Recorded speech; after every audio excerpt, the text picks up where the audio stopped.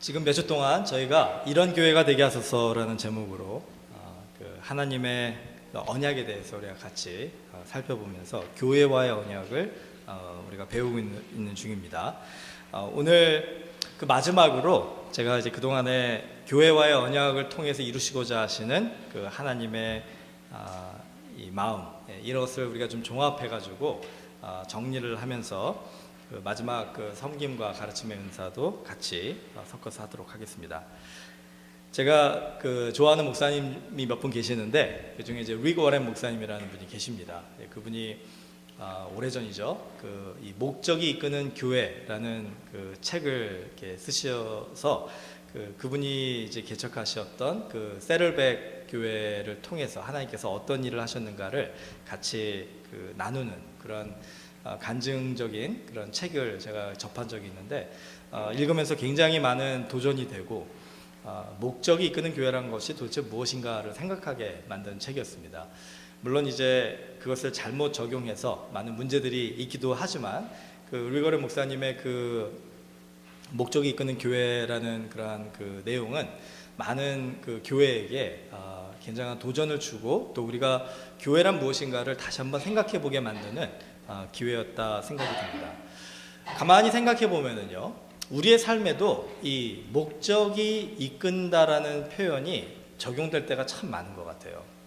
여러분, 그 아침에 우리가 직장인들이 직장을 출근할 때 그 목적이 뭡니까? 일을 하기 위함이죠. 학생들이 학교에 갈 때 목적이 뭡니까? 공부하기 위함이겠죠. 여러분들이 장을 보러 마켓을 갈 때 그 목적이 뭡니까? 물건을 사기 위한 거 아닙니까? 예를 들어서 가스스테이션을 가는데 내가 목적이 뭔지를 모르고 가스스테이션을 가는 사람은 없잖아요. 우리가 주유소에 가는 이유는 기름을 넣기 위해서 가는 거다라고 할 수가 있는 겁니다. 이렇게 그 월요일부터 우리 주일까지 모든 우리의 하는 일들을 좀 생각해 보시면은, 잠시 멈추고 생각해 보시면 그 어떤 것도 목적이 없이 하는 일들은 없다라는 거예요. 그래서 우리가 내리는 모든 결정과 행동들은 그 목적에 이끌려서 이루어진다라고 말해도 이거는 과언이 아니다라고 할 수가 있습니다. 그만큼 우리의 삶 속에 이렇게 목적이 중요하다라고 한다면은 그걸 잠깐 이렇게 뒤집어서 생각을 해보면은요, 그 목적을 잃어버린 삶은 어떤 것인가? 여기서 목적을 잃어버렸다라고 하는 것은 뭡니까? 목적이 없는 게 아니라 목적이 있는데 그 목적까지 가는 길을 놓친 거죠. 그런 삶을 우리가 만약에 산다고 한번 생각해 보세요. 제가 그 아내가 간장을 사달라고 해가지고 그 교회에서 일을 하다가 이제 그 여기 샵라이스를 간 적이 있어요. 좀 이렇게 투덜투덜하면서 갔죠. 왜냐하면 이제 그거 하나 살라고 거기를 또 가야 되니까. 근데 이제 제가 죄송합니다. 제가 나이가 아직 젊은데도 좀 이렇게 깜빡깜빡하는 그런 게 좀 시작이 돼가지고 정작 샵라이스를 가서 거기를 딱 들어갔더니 제가 뭘 사러 왔는지가 생각이 안 나는 거예요. 분명히 하나가 있는데 그게 뭔지가 생각이 안 나는 거예요. 그래서 아내한테 전화를 했더니 또 전화를 안 받는 겁니다. 그래서 고민을 막 그 쥐어짜듯이 뭘까 생각을 하다가 결국은 생각을 못하고 그냥 집으로 올 수밖에 없었어요. 근데 참 그런 상황이 여러분들 있으셨는지 모르겠지만 그런 일이 있을 땐 꼭 어떻습니까? 집에 도착할 때쯤 되면 갑자기 생각이 나는 그런 경우 있지 않습니까? 저도 그렇더라고요. 그러니까 그것만큼 참 화가 나고 허무한 그런 상황이 없었던 것 같아요. 결국은 다시 그 돌아가가지고 샤브라이서 가서 간장을 사왔는데, 그런 경우는 우리가 그걸 잃어버렸다. 목적을 잠시 잃어버린 거예요. 그 길을 잃어버리듯이 목적을 잃어버린 겁니다. 그러니까 그런 건 언제든지 우리가 다시 생각이 나면 그 목적이 이거였구나라고 깨닫고 다시 그 자리로 돌아갈 수가 있는 상황이라고 할 수가 있죠. 근데 진짜 문제는 뭐냐면요, 목적이 없는 상황이에요. 여러분 생각해 보세요. 내가 아무것도 뭘 사야 되는지 전혀 모르는 상황에서 여러분이 그런 샵라이트를 갔다라고 한다면 내가 뭘 사야 된다는 걸 아는데 잊어버린 거하고요, 뭘 사야 되는지조차도 모르는 거하고는 하늘과 땅의 차이죠. 그런 걸 우리는 뭐라고 합니까? 방황한다라고 하죠.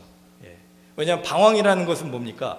이 분명한 목표나 목적지가 없어서 이리저리 갈팡질팡하는 것을 방황한다라고 이렇게 사전에 나와 있더라고요.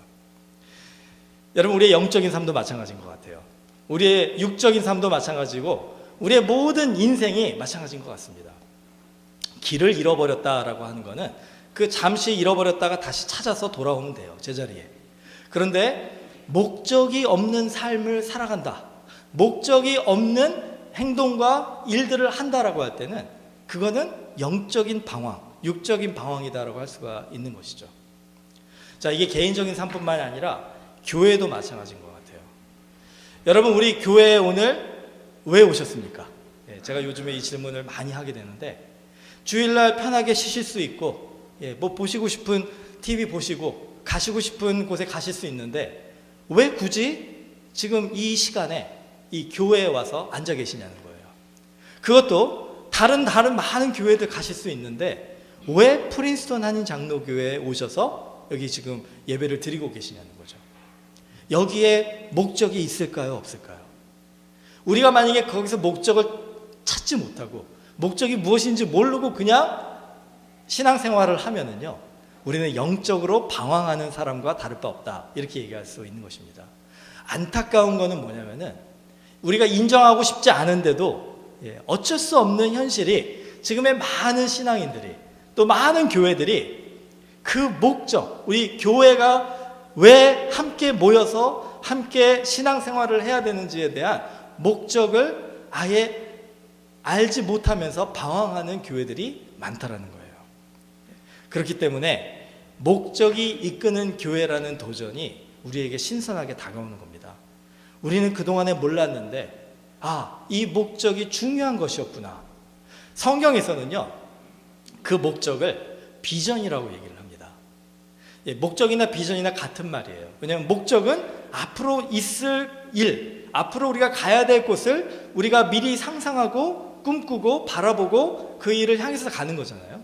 비전도 마찬가지입니다. 비전도 성경적인 개념에서의 비전은 하나님께서 앞으로 우리에게 펼쳐주실 일, 우리에게 맡겨주신 일, 우리가 이루기를 원하시는 일, 그것들을 우리가 미리 보고 그것을 위해서 기도하고 그것을 꿈꾸면서 하나님과 함께 나아가는 것, 이게 바로 하나님이 우리에게 주시는 비전이다라고 할 수 있어요. 성경에서 잠언 29장 18절에 보면은요, 이제 우리 그 한글 번역에는 이렇게 되어 있습니다. 묵시가 없으면 백성이 방자히 행하거니와. 근데 이게 번역이 좀 어려운 것 같아요. 이게 킹제임스 버전에 보면은 이렇게 영어로 되어 있어요. Where there is no vision, the people perish. 이거를 우리가 직역을 하면 어떻습니까? 비전이 없는 백성들은 망한다는 거예요. 비전이 없는 백성은 망한다. 저를 좀 따라해 주세요. 비전이 없는 사람은 망한다. 비전이 없는 교회는 망한다. 이게 망한다고 하니까 좀 이게 너무 이렇게 매정하게 보일 수는 있습니다. 왜 성경에서 이렇게 우리 망한다는 거를 얘기를 하나? 근데 그게 하나님의 마음인 거예요. 하나님이 보실 때는 비전이 없으면, 영적인 목적이 없으면 그렇게 방황하는 삶을 살 수밖에 없다라는 거예요. 샤브라잇에 가서 뭘 사야 될지 몰라서 이리저리 왔다 갔다 시간만 낭비하는 삶을 우리가 사는 것처럼 인생을 살 수가 있다는 거죠. 비전이 없는 교회도 그냥 방황하는 교회예요. 매주마다 똑같은 일을 반복을 하는데 예배드리고 교제하고 성경 공부하고 봉사하고 전도하고 열심히 섬기는데 그냥 영적으로 보면은 하나님이 보실 때는 방황하는 거나 다름없다는 겁니다. 그렇기 때문에 너무나도 안타까우신 마음으로 잠언 29장 18절 말씀을 우리에게 주신 거예요. 비전이 없는 백성은 망한다는 거예요. 여러분, 우리는 오늘 어떤 삶을 살고 있습니까? 우리 교회의 지금 현 주소는 어떻습니까? 우리 교회의 지금 모습은 어떻습니까? 우리의 비전이 무엇이냐? 누군가 우리에게 물어볼 때, 프린스턴 한인 장로교회의 비전은 무엇입니까? 물어볼 때 우리 모두가 자신 있게 대답할 수 있는 우리의 목적지는 무엇이냐? 우리를 이끌어가는 그 목적지는 무엇인가? 당신의 비전은 무엇입니까? 우리 개인의 삶에 누군가가 이런 질문을 할 때 나의 비전, 나의 목적은 이것입니다 라고 우리가 자신 있게 대답할 수 있는가? 아니면 영적으로 방황하는 삶을 살고 있거나 영적으로 방황하는 교회가 지금 되고 있는 것은 아닌가? 지난 2주 동안 우리가 같이 이 교회에 임하신 성령의 충만함이 있을 때 어떤 은사가 임하는지를 같이 배웠었습니다. 그러면서 제가 사도행전 1장 8절을 강조를 하지 않았어요? 그 두 가지 단어, 기억하실지 모르겠지만 거기에 나오는 권능이라는 단어와 증인이라는 단어. 그래서 권능은 그 원어로 보면은 이 두나미스라고 그랬고, 증인은 원어로 보면 마루투스. 그래서 이 두 가지 단어가 중요하다고 그랬는데, 사도행전 1장 8절이 바로 오늘 우리들에게 주시는 하나님의 비전이다라고 성경은 말하고 있습니다. 여러분이 오늘 이 사도행전 1장 8절에서 여러분 개인에게 주시는 하나님의 비전을 붙잡으셔야 돼요. 우리 교회가 사도행전 1장 8절을 통해서 우리 공동체에 주시는 비전을 붙잡아야 됩니다. 그렇지 않으면은 내일부터 또 우리는 방황하는 삶을 시작하는 거예요. 예. 어디로 갈지 몰라 갈팡질팡. 예. 그냥 답답한 마음으로 그렇게 살아가는 삶의 반복이 또 시작이 되는 겁니다. 제가 그 다람쥐 쳇바퀴 도는 영상을 전에 한번 보여드린 적 있지 않습니까? 여러분, 우리가 그냥 그거 보면서 습관적으로 얘기하지 않아요. 아, 인생은 다람쥐 쳇바퀴 도는 것 같아. 근데 그러면서도 우리가 그 다람쥐의 삶을 계속 살아가고 있는 것을 볼 때마다 참 제 자신이 한심하다 생각이 들 때가 많이 있어요. 여러분, 우리가 그런 삶을 살면 안 되지 않겠습니까? 오늘 하나님께서 사도행전 1장 8절을 통해서 안타까운 마음으로 우리에게 선포하신 거예요. 이 나의 말을 붙잡고 너의 비전으로 삼아라. 너의 교회의 비전으로 삼아라. 그건 뭡니까? 사도행전 1장 8절을 제가 읽어드릴게요. 오직 성령이 너에게 임하시면 너희가 권능을 받고 예루살렘과 온 유대와 사마리아와 땅끝까지 이르러 내 증인이 되리라 하시니라. 아멘. 두 가지입니다. 성령의 능력, 성령의 권능이란 말을 잘 사용하지 않기 때문에 제가 능력이라고 바꿨어요. 성령의 능력을 가진 사람이 되라는 거예요. 저를 좀 따라해 주세요. 나는 성령의 능력을 가진 사람입니다. 그게 바로 우리에게 주시는 비전이에요. 그게 바로 여러분에게 주시는 하나님의 비전입니다. 그게 바로 우리 교회에 주시는 하나님의 비전이에요. 성령의 능력이 있는 사람, 성령의 능력이 있는 교회, 이게 바로 하나님이 꿈꾸시는 그런 사람이고 그런 교회라는 거예요. 두 번째는 내 증인이 되라 그랬잖아요. 그거를 이제 내가 예수님이 말씀하신 거니까 우리에게 주시는 두 번째 비전은 예수님의 증인이 되는 것입니다. 저를 좀 따라해 주세요. 나는 예수님의 증인입니다. 증인이 된다는 게 뭡니까? 우리 요즘에 지금 사도행전 아침에 새벽기도 때 묵상을 하고 있는데 제가 참 은혜 받은 그 사도행전 5장 말씀을 제가 읽어드릴게요. 5장 27절인데요. 이 베드로와 사도들에게 일어난 사건입니다. 제사장들이 이제 그들을 제자들을 끌어다가 공회 앞에 세우니 대제사장이 물어 이르되 우리가 이 이름으로 사람을 가르치지 말라고 엄금하였으되 너희가 너희 가르침을 예루살렘에 가득하게 하니 이 사람의 피를 우리에게로 돌리고자 함이로다. 베드로와 사도들이 대답하여 이르되 사람보다 하나님께 순종하는 것이 마땅하니라. 너희가 나무에 달아 죽인 예수를 우리 조상이 하나님이 살리시고 이스라엘에게 회개함과 제사함을 주시려고 그를 오른손으로 높이사 임금과 구주로 삼으셨느니라. 우리는 이 일의 증인이요 하나님이 자기에게 순종하는 사람들에게 주신 성령도 그러하니라 하더라. 사람을 순종하는 것보다 하나님을 순종하는 것이 마땅하다 하면서 목숨을 위협하는 그 제사장들 앞에서 비겁하게 굴복하지 않았다는 거예요. 째째하게 그렇게 신앙생활을 하지 않고 담대하게 나는 너희들이 십자가에 못 박아 죽인 그러나 다시 살아나시고 우리와 함께 하신 부활하신 예수 그리스도의 증인이다. 그리고 그 복음을 온 예루살렘에 가득하게 전했다라는 것입니다. 여러분, 우리에게 주님이 주시는 비전, 우리 교회에 주님이 주시는 비전은 이 베드로와 같은 고백을 하면서 예수님의 증인이 되는 삶을 사는 거예요. 우리가 먼저 봐야겠죠. 먼저 경험해야겠죠. 먼저 들어야겠죠. 먼저 그 예수님의 그 사랑 안에 우리가 충만하게 거해야 되겠죠. 그 주님을 이제 여러분이 세상에 나아가 증거하는 삶, 이걸 우리에게 주신 목적이요 비전이라는 겁니다. 우리가 그거를 못하면은 방황하는 삶을 살게 되는 거예요. 길을 잃어버린 삶을 살게 되는 거예요. 교회에 주신 비전도 마찬가지라는 거죠. 우리 교회에 주신 비전도 성령의 능력, 그리고 예수 그리스도의 증인. 그래서 제가 이 교회 비전을 이 두 가지로 정리를 해봤어요. 우리가 그동안에 성령의 은사를 4가지로 공부하지 않았습니까? 구제의 은사, 전도의 은사, 섬김의 은사, 가르침의 은사. 그거를 이렇게 섞어가지고 지금 이 파워포인트를 보시면은 제가 이제 그 비전을 한 문장으로 정리를 했습니다. 우리 같이 한번 큰 목소리로 읽어보겠습니다.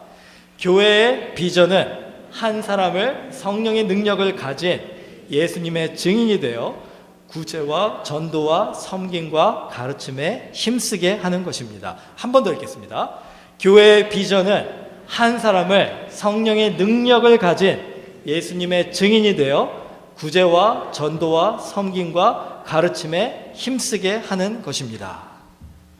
이게 제가 만든 비전이 아니라 사도행전 1장 8절에서 그리고 사도행전의 전체적으로 성령의 은사를 우리에게 보여주심으로써 하나님께서 우리 개인에게 그리고 우리 교회에게, 특별히 우리 프린스턴 한인 장로교회에게 주신 비전이라는 거예요. 이걸 우리가 받아들여야 됩니다. 이걸 우리가 붙잡아야 되는 거예요. 교회의 비전은 한 사람이 중요하다는 거죠. 한 사람이, 바로 여러분, 한 사람, 각자 개인이 성령의 능력을 충만하게 받은 사람이 되도록 돕는 것이라는 거예요. 교회의 비전은 한 사람, 여기 계신 한 사람이 정말 예수님의 증인으로서 담대하게 이 세상에서 살아가도록 돕는 것이라는 거예요. 구제와 전도와 섬김과 가르침의 은사로 풍성하게 여러분이 그것을 사용하고 헌신함으로써 이 일을 하실 수 있도록 돕는 것이 교회의 비전이요, 우리 프린스턴 한인 장로교회의 비전이라는 것입니다. 많은 사람들이 이 비전 알레르기가 있어요. 이게 뭔지 아세요? 제가 비전 얘기만 하면은 좀 이렇게 좀 거부감을 느끼시는 그 경우가 좀 있습니다. 충분히 이해를 해요. 왜냐하면 우리 특별히 이 교회에서 이 비전이라는 단어를 너무나 잘못 남용한 것이 있습니다. 여러분 아마 많은 경험하셨으리라고 생각을 해요. 대부분의 분들이 다 신앙생활 조금 하신 분들은 다 들어보시고 다 이렇게 경험해 보셨으리라고 생각합니다. 흔히 우리가 이 비전을 교회에서 얘기할 때 뭘 얘기를 합니까? 교회의 부흥이라고 하는 숫자의 성장을 얘기하는 거 아닙니까? 이 부흥과 숫자의 성장은 두 가지로 다른 거예요. 큰 교회가 되는 것, 이거를 비전이라고 얘기하는 경우 많지 않습니까? 그래서 이제 만약에 지금 2017년이니까 비전 2020 하면은 저도 이제 그런 욕심이 가끔 나기도 하는데, 우리가 비전 2020 하고서 2020년에 저희 교인이 한 300명이 되기를 소망합니다 하면서 그걸 위해서 막 기도해요. 여러분, 그런 비전은 성경적인 비전이 아니에요. 안타깝게도 그게 많은 경우에 교회에서 비전이다라고 가르쳐지기 때문에 우리가 혼돈하는 거예요. 여러분, 정말로 큰 교회가 되는 것이 비전이라고 한다면, 그게 우리가 전도하는 이유고, 그게 우리가 열심히 봉사하고 섬기는 이유라고 한다면은, 그러면은 예수님은 실패한 목회자라고 할 수가 있어요. 예수님이 세우신 제자들의 교회는 실패한 교회라고 할 수가 있습니다. 베드로가 초대교회 때 제자들과 함께 세운 교회에는요, 교인 수가 몇 명이 있는 줄 아세요? 그 당시에는 남자들만 수가 셌어요, 안타깝게도. 그렇지만 남자들의 수만 8,000명이 넘었습니다. 그러니까 여자와 아이들을 포함하면 어떻습니까? 한 3, 4, 5천 명이 됐던 거예요. 여러분 한번 상상해 보세요. 15,000명의 교인 수를 가진 교회를 생각해 보세요. 그런 큰, 이거 메가철치라고 그러잖아요. 대형 교회.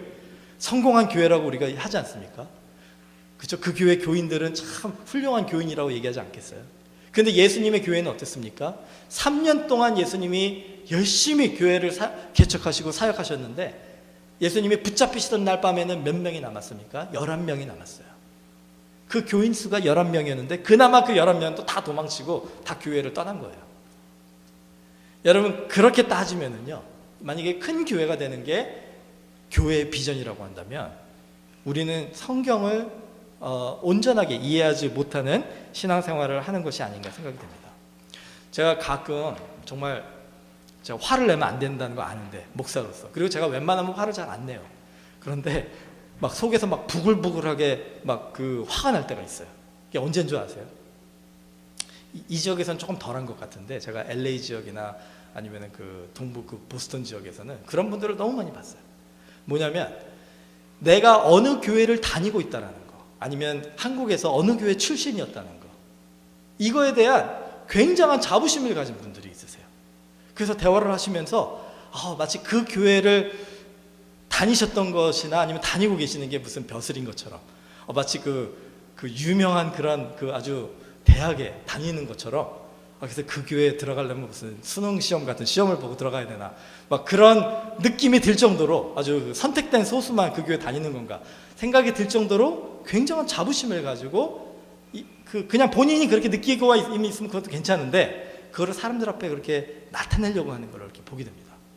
그 뭐 직접적으로 제가 그래도 연약한 마음으로 그렇게 하시는 거라는 걸 알기 때문에 제가 이해하는 마음으로 이렇게 받아들이지만 속으로는 좀 막 화가 나요. 왜 화가 나냐? 그분 때문에 화가 나는 게 아니라 그렇게 가르치는 교회였다라는 것, 그리고 저도 그 교회의 한 목회자에 그 포함된다라는 것, 이것이 참 부끄럽고 막 화가 나는 거예요. 여러분, 큰 교회 다니는 사람들 부러우십니까? 제가 이거 좀 질문해 볼게요.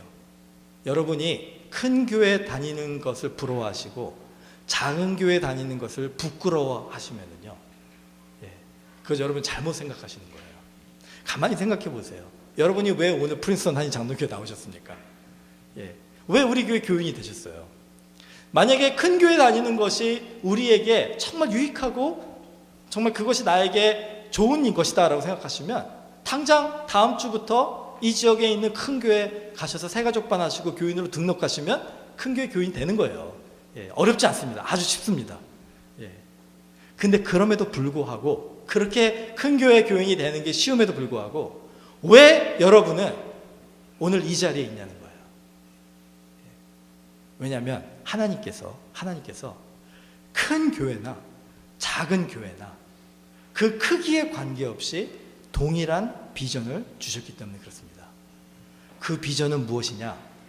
바로 한 영혼이, 한 사람이, 바로 내가 성령의 능력을 가진 예수님의 증인이 되는 것, 이것을 교회가 돕는 것이 비전이기 때문에 그 크기에는 관계가 없다는 거예요. 또 한 가지 잘못된 것이 있습니다. 그 교회에서 비전을 얘기할 때 잘못된 게, 교회 비전을 얘기하면 꼭 건물을 건축하고 교회 예배당을 건축하는 것을 얘기할 때 비전을 많이 얘기한다는 거예요. 여러분, 그것도 우리가 좀 깊이 생각해 봐야 될 부분입니다. 교회 비전은 건물과 전혀 관계가 없어요. 초대교회 때 15,000명의 교인이 예루살렘에 있었습니다. 근데 예루살렘에 그 있었던 성도들은, 자, 우리가 돈을 모아서 교회 건물을 짓자라고 안 했어요. 15,000명이나 되는 성도들이 있었음에도 불구하고 그들은 가정에서 모였습니다. 그리고 필요할 때마다 성전에 모여서 예배드리고, 자기들만의 교회 건물을 신경 쓰는 것이 중요하지 않았던 이유가 뭐냐면 바로 교회의 비전은 건물에 있지 않았기 때문에 그래요. 물론 건물이 있으면 좋긴 하겠죠. 하지만 그 교회의 목적과 방향이 건물을 건축하는 것이라고 한다면 그 교회는 비전이 없는 교회라고 얘기해도 돼요. 저희 교회가 이 두 가지 함정에 빠지지 않았으면 좋겠어요. 제가 앞으로 여러분에게 이 비전에 대해서 여러분의 귀가 닳도록 얘기를 하려고 합니다. 우리에게 비전이 필요하기 때문에 그래요. 우리 교회가 방황하는 교회가 되면 안 되기 때문에 그렇습니다. 여러분 한 분 한 분이 비전이 필요하시기 때문에 제가 여러분이 귀가 따갑도록 비전에 대해서 얘기할 거예요. 여러분, 근데 오해하지 않으셨으면 좋겠어요. 우리가 얘기하는 비전은 이렇게 그 큰 교회가 되려고 하는 비전도 아니고, 마치 그 사람들이 볼 때에 야, 저 교회 하면서 칭찬하고 인정받는 그런 교회 건물이나 시설을 갖춘 그런 교회가 되려고 하는 비전이 아니라, 우리 교회에 보내주신, 다른 좋은 교회에 보내줄 수도 있는데도 프린스턴 한인 장로교회에 보내주신 바로 여러분 한 분 한 분을, 우리 형제 자매 한 사람 한 사람이 성령의 능력을 가진 예수님의 증인이 되도록 우리가 돕는 것, 구제와 전도와 섬김과 가르침의 은사가 각자의 삶 속에서 풍성하게 정말 나타날 수 있도록 돕는 것, 이것에 힘쓰는 교회가 되는 것이 바로 우리 교회가 가져야 될 비전이라는 것, 이거를 우리가 기억한다면은 우리 교회에 이제 비전 있는 교회가 될 수가 있을 것 같아요. 제가 이 비전을 이루기 위해서 우리가 해야 될 것이 있는데 잠시 나누도록 하겠습니다. 세 가지로 제가 말씀드릴게요. 에베소서 2장 20절 우리 같이 우리 읽은 본문에 보면, 첫째로 너희는 사도들과 선지자들의 터 위에 세우심을 입은 자라. 그리스도 예수께서 친히 모퉁이 돌이 되셨느니라 하셨습니다. 첫 번째로 우리가 해야 될 일은 뭐냐면요, 교회 공동체로서 해야 될 일, 내 개인적으로 해야 될 일은 뭐냐면 예수님이 모퉁이 돌이 되게 하시는 거예요. 모퉁이 돌이 뭡니까? 그 건물에서 이 내 구석, 내 코너를 지탱해 줄 수 있는 가장 튼튼하고 단단한 돌을 세우는 게 모퉁이 돌이잖아요. 여러분, 우리 인생에, 내 개인의 삶 속에 모퉁이 돌이 무엇인지를 한번 점검해 보시기 바랍니다. 우리 교회의 모퉁이 돌이 무엇인지를 점검해 보세요.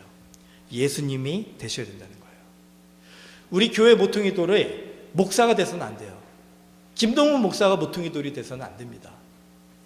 우리 교회 모퉁이 돌이 우리 장로님들이나 아니면 또 특별한 은사나 재능을 가지신 그런 우리 사람이 돼서는 안 된다는 거예요. 우리 교회의 모퉁이 돌은 오직 예수 그리스도가 되셔야 된다는 거예요. 거기에 어긋나는 것들은 다 그 모퉁이 돌에 부딪혀서 깎여지고 다듬어지고 무너지고 철저하게 주님 앞에 무릎 꿇어야 된다는 것입니다. 그거를 우리가 잊지 않으면 바로 이 비전을 이루는 교회가 될 수가 있어요. 두 번째는 21절입니다. 그의 안에서 건물마다 서로 연결하여 주 안에서 성전이 되어가고. 두 번째로 우리가 기억해야 될 것은, 이 비전을 이루는 교회가 되기 위해서는 내가 얼마나 중요한 사람임을 아셔야 돼요. 이 밧줄 아시죠? 밧줄. 여기서 21절에 이 건물마다 서로 연결해서 연합된다는 것이 바로 이 전도서 4장 12절의 말씀을 이렇게 생각할 수 있게 하는 말씀인데, 어떻게 되어 있냐면 들어보세요. 한 사람이면 패하겠거니와 두 사람이면 맞설 수 있나니 세 겹줄은 쉽게 끊어지지 아니하느니라. 밧줄이 뭡니까? 이 세 줄이 엮이고 이게 서로 섞여가지고 아주 단단한 동아줄처럼 만들어진 게 밧줄 아니에요. 그 밧줄이 있기 위해서 중요한 것이 뭐냐면 그 한 줄 한 줄이 필요하고 그 한 줄 한 줄이 서로 연결되는 것이 중요하다는 거예요. 자, 내가 왜 중요한 사람이냐? 내가 없으면 그 밧줄은 만들어지지 않기 때문에 그래요. 여러분 한 분 한 분이 그냥 있어도 되고 없어도 되는 것이 아니라 하나님이 우리 교회에 꼭 필요해가지고 이 자리에 꼭 심어주신 그런 사람이라는 것을 우리가 깨닫게 되면요, 그러면 바로 그 비전이 나의 비전이 되고 우리 교회의 비전이 될 수가 있습니다. 자, 세 번째는 성령의 충만함을 사모해야 돼요.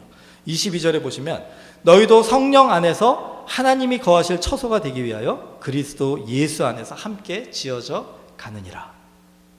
성령 안에서 우리가 무엇이든지 해야 됩니다.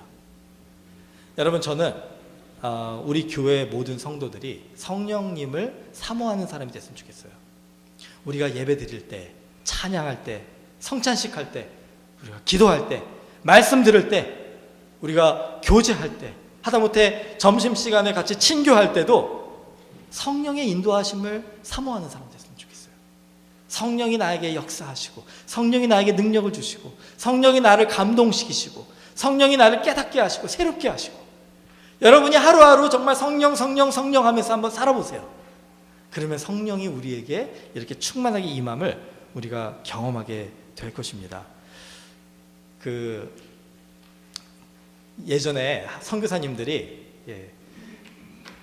제가 좀 설교가 길다고 너무 좀 이렇게 지루해하지 마시고, 저희 성령의 충만함을 우리가 기대하면서 또 들어주시기 바랍니다. 제가 할 말은 좀 하고 마치겠습니다.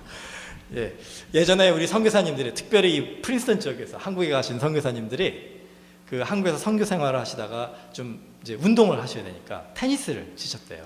그게 1800 역사에 보면요, 1890년에 한국에 테니스가 보급됐는데, 그 테니스가 어떻게 보급됐냐면 선교사님들이 서로 테니스 치는, 그걸 한국 사람들이 보고 보급이 됐다고 합니다. 근데 그때 그 테니스 치는 걸 보면서 그 당시에 교회를 다니는 그 양반들, 조선의 양반들이 있었대요. 그 양반들이 그 선교사님들을 보면서 한탄을 했다고 합니다. 혀를 찼대요. 아니, 왜 저기 하인들을 시키면 되지, 왜 이 선생들이 그렇게 땀을 뻘뻘 흘리면서 그런 일을 하느냐, 안타까워가지고 하인들 좀 우리가 붙여줄까. 여러분, 어떻게 보면은 성령을 사모하는 사람은 이런 삶을 사는 사람인 것 같아요. 그냥 바라만 보고 그냥 곁에서 얌전하게 뒤짐지고 바라보는 신앙생활이 아니라 땀을 뻘뻘 흘리면서 소매를 걷어붙이고 그냥 그 일을 열심히 참여하는 거예요. 주변 사람들이 보면 왜 저렇게 애쓰나 할 정도까지 정말 하나님 안에서 그 성령을 사모하는 마음으로 몸부림치는 겁니다. 사람들이 볼 때는 우습게 보일 수도 있어요. 사람들이 볼 때는 조롱하고 비웃을 수도 있습니다. 그러나 그 사람의 마음속에 임하시는 성령의 능력은 세상이 이해할 수 없는, 감당할 수 없는 능력이라는 거예요. 제가 졸업한 그 대학교가 무디 성경대학인데, 그 무디 성경대학을 누가 세웠을까요? D.L. 무디가 세웠죠. 그분이 어떤 분인 줄 아세요? 초등학교도 졸업하지 못한 분이에요. 너무나 가정이 어려워가지고 초등학교 때부터 보스턴에서 신발 파는 일을 했다고 합니다. 그 가게가 보스턴 다운타운에 가보면 아직도 그 마크가 있어요. 근데 거기에서 신발을 파는 동안에 어떤 주일학교 선생님이 그분에게 찾아가셔서 복음을 전한 거예요. 그 신발 가게 그 창고에서 복음을 전한 거예요. 그때 그분이 그 복음을 듣고 이 무식한 청년, 이 D.L. 무디가 예수님의 은혜를 체험합니다. 그리고 예수님의 구조로 영접하게 돼요. 그런 다음에 성령이 충만해져가지고 그 성령님을 의지해가지고 사람들한테 복음을 전하는 일을 하게 됩니다. 예수님의 증인이 되는 그런 삶을 살게 되는 거예요. 근데 어떻게 하나님이 쓰셨느냐? 정말 세상이 감당할 수 없는 D.L. 무디가 되게 하신 게, 그분이 너무나도 그 능력에, 말씀의 능력이 있으니까 영국의 캠브리지 대학에서요, D.L. 무디를 초청을 했어요. 그래서 대학생들을 다 모아놓고 그 D.L. 무디에게 말씀을 전해달라고. 여러분 상상해 보세요. 초등학교도 졸업하지 못한 그 D.L. 무디가 그 영국의 엘리트들, 그 당시에는 세계의 엘리트였죠. 그 1800년대였으니까 그 세계의 엘리트들 앞에서 하나님의 진리의 말씀을 선포하는 거예요. 근데 이제 설교가 끝난 후에 그 학생 하나가 D.L. 무디한테 와서 이렇게 얘기를 했대요. 무디 선생님, 당신이 설교한 내용 중에 그 문법이 틀린 게 너무나도 많습니다. 그래서 제가 그걸 다 기록을 해서 당신한테 드리고 싶습니다. 아무래도 설교하는 사람인데 이 정도는 좀 공부하고 하셔야 되는 거 아니겠습니까? 이런 실수가 없도록 이거 참조해 주십시오. D.L. 무디가 그 사람한테 뭐라고 했는지 아세요? 이렇게 얘기했다고 합니다. 나는 내 문법이 틀린 줄 알고 있습니다. 그러나 나는 내가 알고 있는 모든 문법을 하나님의 영광을 위해서 사용하고 있습니다.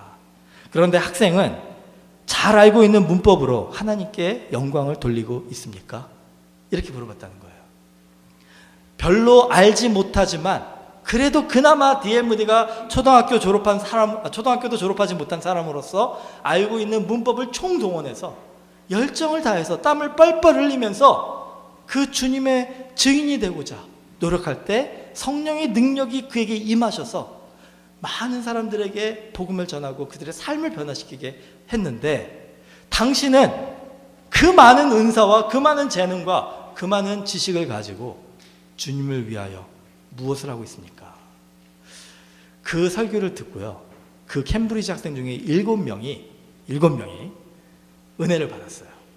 그 형편없는 문법을 가지고, 형편없는 영어를 가지고 전한 그 복음을 듣고 많은 사람이 예수님께 돌아왔지만 그 중에 특별히 7명이, 그 엘리트 7명의 학생이 주님을 구주로 영접하고 그들의 삶을 주님을 위하여 증인이 되기로 헌신합니다. 그거를 이 교회 역사, 선교 역사에서는 캠브리지 세븐이라고 그래요. 왜 그러냐면 그 7명의 캠브리지의 대학생이 중국 선교를 헌신하고요. 중국을 갑니다. 그때 중국은 완전히 선교가 볼모지였어요. 복음이 전해지지 않은 곳이었어요. 그곳에서 누구를 만나냐면 허슨 테일러 선교사님을 만나서 허슨 테일러 선교사님과 그 캠브리지 세븐, 그 7명의 학생들이 중국 사람들의 눈높이에 맞춰서 그들과 함께 뒹굴면서 땀을 뻘뻘 흘리면서 그들에게 복음을 사랑으로 전했습니다. 제가 사진 여기 나오네요. 예, 저 사람이 실제 인물들이에요. 캠브리지 세븐이라고 하는 그 D.L. 무디의 설교를 듣고 그때 예수님을 영접하고 중국 선교를 헌신한 사람들입니다. 저 사람들과 허슨 테일러가 중국의 복음을 전하고 그 복음의 씨앗을 전했는데 그 결과가 뭡니까? 여러분 지금 중국 가보세요. 수백만의 사람들이 지금 예수 그리스도를 구주로 영접하고 정말 뜨거운 열정을 가지고 교회를 섬기고 신앙생활을 하고 있지 않습니까? 그 출발점이 바로 저 7명이었다는 거예요. 그 7명을 주님께로 인도한 사람이 초등학교도 졸업하지 못한 D.L. 무디였다는 겁니다. 여러분 이게 비전의 힘입니다. 이게 방향 없이 이리저리 갈팡질팡하는 삶과 부족한 거 많지만 주님이 분명하게 주신 비전을 붙잡고 정말 예수 그리스도의 성령의 능력으로 예수 그리스도의 증인이 되는 삶의 그 힘이라는 거예요. 여러분 오늘 우리는 어떤 삶을 살아야 되겠습니까? 오늘 결단하시고 이제 그 주님이 주신 이 비전을 붙잡는 저와 여러분 되시기를 주님의 이름으로 축원합니다. 기도하겠습니다.